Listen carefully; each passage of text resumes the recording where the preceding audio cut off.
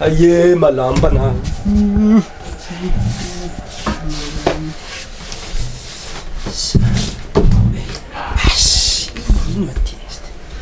Ava! Za ndeha vaviko fa mezarakitra e. Le vavaka? Ie. Rakitrinay izy. Efa manomboky misy jery zay magnan'izay tsara. Indesina manao nandeha bazary betibetiky sasy ty. Atinao 5. Ia. Rakitry, tsy rakitry devinareo? Ia, rakitry. Mbola iza môdalôdy aveka fa ravagny edy tsy mivily an-tany hafa. Ie, za fa andeha. Oh. C'est ça. Ça c'est mon fils. Nanino tio? Ah, tsy esy nalamy ndraiky amia tsy mampanino. Mbo sary zarabe mba nivavaka izy niany.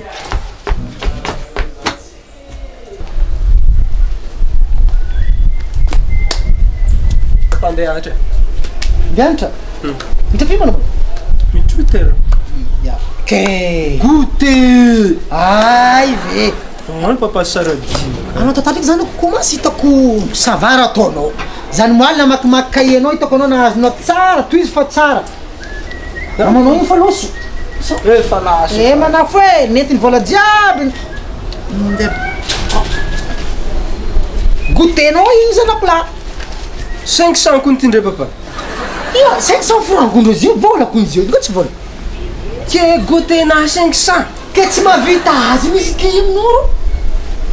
Papa, mankamora. Ma 500 fa goûten'olo. Anao migna 500 migno, anao ampitaovanao am'Zagnahary.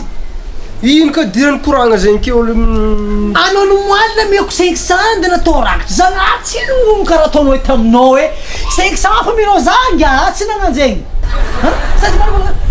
Pengue 500 fa minao za. Nagnanjegny izy moaly taminao. Talevista. Izy boka tsy nagnanjegny. Ke zegny edy boka. Ke anao ke ka meko 500 ke ngomogno ndraiky anao 500 francs.